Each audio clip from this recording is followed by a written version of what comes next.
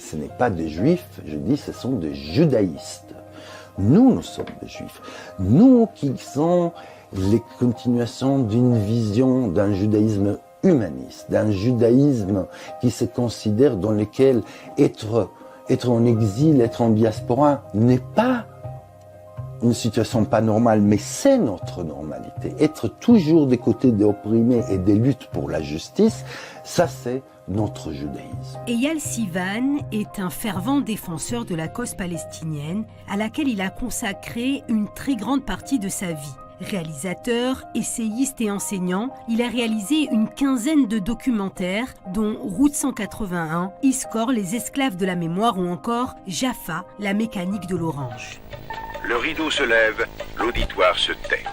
L'épopée des Jaffa va vous être contée.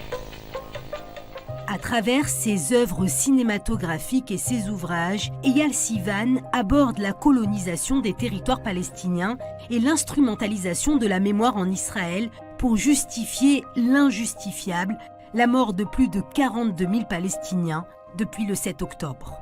Israël n'est pas différente au niveau de l'utilisation de la mémoire d'autres pays. Sauf que le problème avec Israël, c'est que la majorité des États du monde, occidental bien sûr, mais certains aussi des pays du Sud, acceptent Israël en étant l'héritier de la mémoire juive. Et ça, c'est un abus double. C'est à la fois une profanation de cette mémoire, mais aussi c'est un abus parce que c'est l'abus d'une mémoire de persécution pour pouvoir justifier la persécution des autres, à savoir avant tout les Palestiniens. Pendant de nombreuses années, Eyal Sivan a été la cible de campagnes de dénigrement et d'intimidation en raison de ses prises de position antisionistes.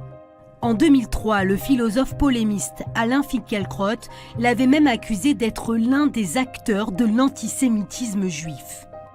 À force de considérer que tout est de l'antisémitisme, tout critique d'Israël, critique de la colonisation, que quand on dit une chose qui ne les convient pas, qu'on prend une position, quand tout est de l'antisémitisme, ils sont eux-mêmes en train de bafouer, de profaner et de réduire à néant l'idée même de l'antisémitisme. Je suis antisioniste et je revendique mon antisionisme. L'antisionisme est une prise de position politique. L'antisémitisme est une vision raciste de choses. Eh bien, venir et transformer une position politique dans une vision raciste n'a qu'un but, c'est délégitimer la personne qui en parle.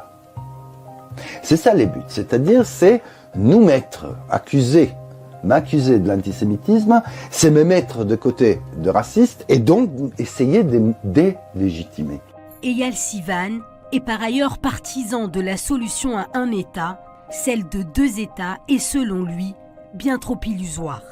La solution de deux États ne répond pas aux grands problèmes de ces conflits.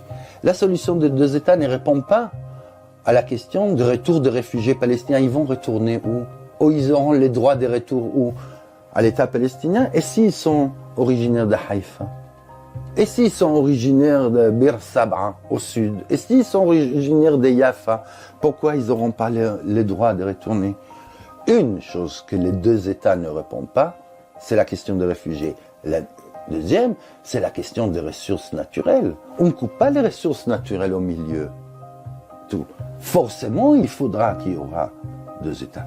Et la troisième chose, que les deux États ne répondent pas, les deux États n'abolissent pas les régimes sionistes, n'abolissent pas l'État ethnique, militaire ou religieux qui est l'État d'Israël. C'est-à-dire, les deux États, c'est en réalité une façon de dire, oui, si vous voulez, continuer à être un État raciste, continuer à être un État d'apartheid, continuer à pouvoir opprimer et discriminer votre majorité de 20% de la population qui sont les Palestiniens citoyens de l'État d'Israël.